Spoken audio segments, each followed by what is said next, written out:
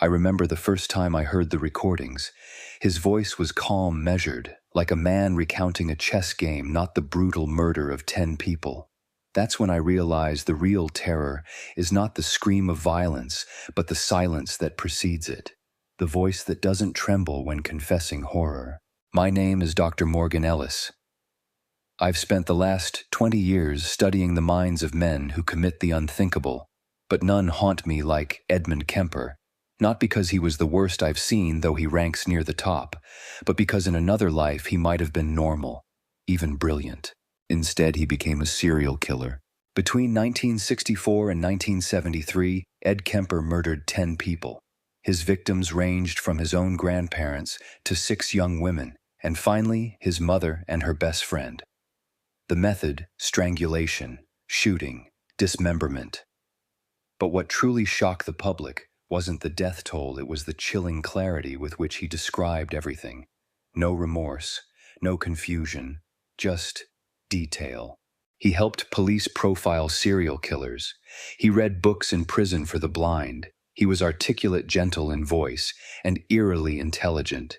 He was 6'9", a towering man with a soft tone. He didn't just kill. He understood why he killed. And he told us. That's why his story matters. We often think evil announces itself screaming, snarling, obvious, but sometimes it lives in the boy down the hall, the polite man in line behind you, a son, a student, a neighbor. To understand Ed Kemper's crimes, we must first understand Ed Kemper.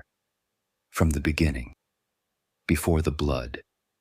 Before the headlines. Sometimes the descent doesn't start with a scream, but with silence, and the sound of a door closing on a lonely child. He was born in 1948 in Burbank, California. From the outside, nothing stood out. No fires, no sirens, just another post-war family trying to make life work. But if you listen carefully to Ed's early memories, there's one word that echoes again and again: rejection. His mother Clarnell loomed large in those memories, not just in presence, but in pressure. She was strict, angry, and deeply ashamed of her son. She told him he was worthless, that no girl would ever love him, that he was just like his father, whom she also resented. She kept him in the basement away from his sisters, said she didn't trust him. He was 8. No child survives that unloved. His father, Edmund Sr., had left early. Ed said that when his dad walked out, it was like someone turning off a light. There were no bedtime stories after that, no laughs at dinner, just cold food, cold stares, cold silence. And a boy who was too big, too loud, too strange, told daily that he didn't belong. People sometimes ask me, was he born this way or made? I don't believe in monsters. I believe in damage. And Ed Kemper was damaged early. That deep need for love twisted by humiliation. That hunger for connection starved until it became rage. You don't wake up one day and decide to kill. You learn piece by piece that no one cares if you're hurting. He used to cut the heads off his sister's dolls. He buried a cat alive, then dug it up and mounted its skull on a stick. He was 10. Children play to learn. And his play was already screaming something was broken. But no one listened. His mother didn't ask why. She just locked the basement door. I've reviewed dozens of school records in my career.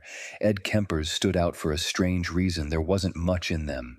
His grades were average. His behavior was inconsistent. Some teachers said he was bright but odd. Others called him disruptive. But mostly, he was invisible. He was already over 6 feet tall by age 15, towering, awkward, and silent. Kids called him names behind his back. Some avoided him entirely. Others poked and laughed just to see what he'd do. But Ed didn't fight back. He didn't cry. He just absorbed it. That's the danger of a child like Ed. Not the ones who lash out, but the ones who go quiet, who watch, who keep it all inside until there's nowhere else for it to go. He tried to make friends, but he didn't know how. His idea of bonding was bizarre, talking about guns, death, or what it might feel like to kill someone. To him, those weren't threats. They were questions. Thoughts he didn't know how to silence. There was one teacher who let him stay after class. She said he seemed lonely and intelligent, but after a while even she began to feel uneasy. Something in his stare, something in the way he spoke too calmly about dark things. and still no one intervened. Because he didn't do anything. He just made people uncomfortable. He once said that during those years, it felt like he was watching life happen through a glass wall. Everyone else was connected, talking, laughing, touching, and he was just standing there breathing on the glass, waiting for someone to see him. But they never did. He wasn't a troublemaker. He was just off. And sometimes off is all it takes to start slipping into the shadows. Puberty changes everyone. But for Ed, it didn't just reshape his body, it sharpened the edges of his mind. He began to grow into the man people would later fear, still quiet, still strange, but now, brooding. At 15, most teenagers are figuring out who they are. Ed was figuring out who he wanted to destroy, and not in a loud, aggressive way, but in whispers and fantasies. He confessed later that around this age he started imagining violent things. Not out of hatred, he said, but out of curiosity. He wondered what it would feel like to kill, to take control, to silence someone permanently. Most teenagers imagine rebellion. Ed imagined power. He would lie awake at night rehearsing scenarios, what he would say, where he would hide the body, how he would feel afterward, not rushed, not impulsive, but calm, as if the idea gave him peace. That's what makes him different from the typical image of a violent youth. There was no chaos in him, no fire, just a growing storm behind still eyes. His view of women was also warping. Raised by a mother who belittled him and warned him constantly that girls would reject him, Ed began to see affection as something cruel, something withheld from him on purpose. Love and rage began to fuse in his imagination, two sides of the same twisted coin. He spoke later about how those fantasies became his only relief. The world didn't make sense. People didn't make sense. But control made sense. The idea that he could end someone's life and in that moment feel something real. It's easy to judge these thoughts in hindsight, but for a lonely teenager, unloved, unconnected, untreated fantasy was the only place where he mattered. And slowly the fantasy started asking to be real. By the time Ed Kemper turned 21, he had already killed twice. He murdered his grandparents when he was 15, an act so shocking, so unthinkable, that the courts didn't know what to do with him. After a psychological evaluation, he was declared a paranoid schizophrenic and sent to Atascadero State Hospital. But here's where the story takes its strangest turn. At Atascadero, Ed didn't rebel. He didn't lash out. He learned. He studied psychology. He memorized the behavior of sociopaths. He read the minds of the men around him, real criminals, broken people, and then used that knowledge to charm the doctors. He became the model patient, polite, respectful, curious. He even helped administer tests to other inmates. Think about that, a boy who killed his grandparents for practice was now learning how to fake sanity. At 21, they released him. He moved back in with his mother. And this is where the perfect mask was sealed. Out in public, Ed was friendly, courteous. He hung out at bars with police officers. They nicknamed him Big Ed. He was always up for a conversation, always polite. He made them laugh. They had no idea. He got a job with the highway department. He bought a car. He lived a quiet life. On paper, he looked like someone trying to move on. But inside, the fantasies had evolved. They were no longer vague or harmless. They had names, faces, details. And no one suspected a thing. That's the danger of men like Ed. They don't wear rage on their sleeves. They don't walk around screaming. They study us. They blend in. They learn what we want to see and show only that. A mask doesn't hide the monster. It trains it to wait. It was only a matter of time. Living with his mother again was like setting fire to old wounds. Clarnell was still cruel, still controlling. She mocked him, called him a failure, reminded him every day that no woman would ever want him.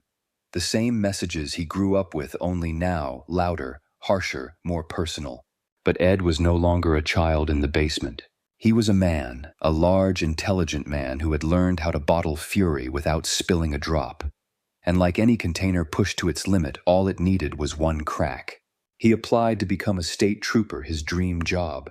He wanted to wear the badge, be respected, serve the system. But he was rejected. Not for his record, it was sealed, but for his size. Too tall, too heavy. To most people that might sting. To Ed, it confirmed everything he feared, that he didn't belong. That no matter how well he played the role, he'd never be enough. He started picking up hitchhikers, young college girls. At first he swore he only wanted to talk, to feel normal, to feel accepted by the people his mother said would never care about him, but each time the voice in his head grew louder. The one that whispered, "Take control, prove her wrong, show them who you are." There was one girl he almost let go. He said she reminded him of someone kind. But kindness wasn't enough anymore. The container had cracked. And in May 1972, he gave in. He picked up 2 young women. He killed them both. He later said it wasn't about hate, it was about possession. About finally having power in a world where he'd always been powerless. The floodgates were open, and the silence was gone. They were college students, just girls trying to get home. They had no reason to fear the man in the car. He was polite. He seemed trustworthy. He made them laugh. He didn't look like a killer. That's what made Ed so terrifying. He knew exactly how to put people at ease, how to smile just enough, how to seem like a gentle giant, but the moment the doors locked and the highway emptied, the mask began to slip. He murdered Mary Ann Pesci and Anita Lucchesa in May 1972. He later admitted to strangling them, dismembering them, and disposing of their remains in different locations. The way he described it was clinical, like recounting a process. He was calm. Too calm. But inside, he said, it felt like release, like pressure escaping after years of silent buildup. He finally had control, and with it came a sense of peace. That's what most people don't understand about killers like Ed. They don't kill in rage. They kill for relief, for the quiet that follows, for the illusion that for a moment they've fixed something broken. And it didn't stop there. Over the next 10 months, he murdered 4 more women using the same approach. Hitchhikers. Friendly conversation. Sudden violence. He dismembered them, hid their remains, and went back to life as usual. No one suspected a thing. He drank at the jury room, a bar favored by off-duty cops. He joked with them about that sicko out there killing girls. And he kept the charade going day after day while the voices in his head got louder. He said he didn't feel guilt. Not yet. What he felt was clarity, like the world finally made sense. And that to me is the most chilling part. Not the blood, not the violence, but the calm after. By early 1973, Ed Kemper had killed 6 young women. But he wasn't spiraling. He was organizing. He knew how to avoid detection. He learned from each act, adjusting his behavior, changing routes, hiding evidence. He was methodical, almost scientific. But beneath that precision, something else was changing the feeling. The calm that once followed each murder began to fade. The clarity became fog. And in its place, something darker settled in emptiness. He had done what the voice inside told him to do. Again and again, but the peace never lasted. He still lived with his mother, and that house filled with ridicule, bitterness, and the echoes of his childhood was becoming unbearable. That's when Ed turned inward. He didn't lash out at strangers now. His anger began circling the one person who had shaped his hatred from the beginning, Clarnell. He claimed she never stopped belittling him. She laughed at his failures. She insulted him in public. He said she would sit up late at night reading aloud to herself, mocking him without words. Just her voice drifting through the walls. He couldn't take it anymore. On April 20th, 1973, Ed waited for her to fall asleep. Then he struck. He bludgeoned her with a claw hammer. He cut her throat. Then, most disturbingly, he decapitated her and later admitted to performing acts that blurred the line between hatred and fantasy. He said afterward, "She's the one I've been saving for." That same night, he murdered her best friend who had come to visit. No rage, no panic. He cleaned up, drove away, and waited. Not for the police, but for the silence. But even then, it didn't come. The crimes were done. And he was still empty. After the murders of his mother and her friend, Ed Kemper didn't flee. He didn't try to cover his tracks. Instead, he drove aimlessly over 1,000 miles through Nevada and Colorado, waiting for something. A voice maybe, a sign. But what came was nothing. He had done the one thing he'd fantasized about for years. The one person he blamed for his misery was gone. And yet the hollowness remained. That's when he picked up the phone. He called the police from a payphone and calmly confessed to everything. They didn't believe him at first. How could they, the gentle giant they knew from the bar, the guy who helped fix their cars and made them laugh? But he kept calling, and finally they listened. When they brought him in, he didn't resist. He recited every detail, the names, the dates, the methods. Not because he was proud, not because he wanted fame, but because, as he said later, he was tired. Tired of pretending. Tired of the voices. Tired of carrying the weight of what he had done and what he had become. I've studied the footage of those interviews many times. There's something eerie about them. The way Ed speaks, the way he smiles. He isn't boasting. He isn't remorseful. He's just clear. Like a man describing a dream he knows no one else can understand. Sometimes I wonder what he sees when he looks in the mirror. A monster. A victim. A man shaped by wounds too deep to heal. He once said, "I just wanted to talk to someone, and no one would listen." And that's the tragedy of Ed Kemper. Not just what he did, but how many chances the world had to hear him and didn't. Today, Ed Kemper sits in a California prison. He's over 70 now. Reads books. Volunteers in the prison library. Quiet, cooperative, polite. The world sees him as a monster. A killer.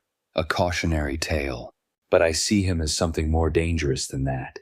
He's a mirror. A reflection of what happens when pain is ignored. When a child's cries are silenced. When emotional abuse goes unseen because it doesn't leave bruises. Ed wasn't born with blood on his hands. He was born with questions, needs, longings. He wanted to be held, heard, loved. Instead, he was locked in a basement, humiliated by the one person who should have protected him. Taught to hate himself before he ever understood what hate was. And so he built a world inside his head, a place where he had power. A place where he was never rejected. But fantasy isn't harmless when it's the only place you feel alive. People always ask, could someone have stopped him? Yes. A teacher who noticed the way he sat too still. A counselor who listened without judgment. A mother who chose compassion over control. It wouldn't have been easy, but maybe it would have been enough. We don't have to excuse what Ed did. We shouldn't, but we do have to understand it. Because somewhere right now, another child is watching from behind a glass wall. Another teenager is learning that silence is safer than speech. And another young man is feeling invisible until the darkness becomes his only friend. We talk about evil as if it lives in others.